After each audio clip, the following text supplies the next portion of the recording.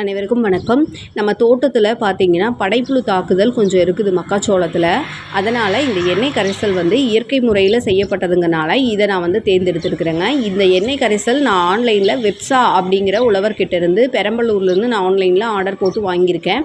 இந்த எண்ணெய் கரைசலை நம்ம பயன்படுத்தும் போது புழுக்களின் தாக்கம் கண்டிப்பாக கட்டுக்குள்ளே வருதுங்க. இப்போ இந்த எண்ணெயை பார்த்தீங்கன்னா நம்ம இப்போ ஒரு முறை அடிச்சிட்டோம்னா அடுத்து ஒரு 5 நாள் இடைவெளியில் திரும்ப ஒருக்கா கொடுக்கும்போது முழு தாக்குதலும் கட்டுக்குள்ளே வருது.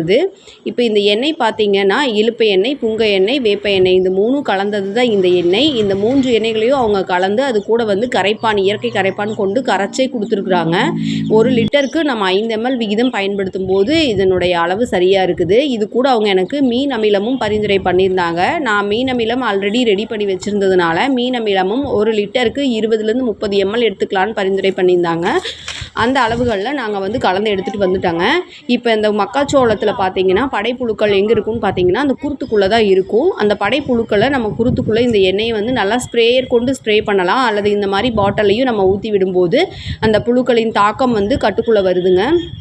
நம்ம கொஞ்சமான இடங்களாக இருக்கும்போது இந்த மாதிரி கையில் கொஞ்சம் நம்ம ஸ்ப்ரே ஊற்றி விட முடியும். இதே பெரிய பரப்பளவில் இருக்கிறவங்க கண்டிப்பாக இந்த எண்ணெய் கரைசலை ஸ்ப்ரேயர் கொண்டு நல்லா அந்த குருத்துக்கள் நனையிற மாதிரி நனைச்சி விடும்போது பார்த்திங்கன்னா நமக்கு கட்டுக்குள்ளே வருங்க.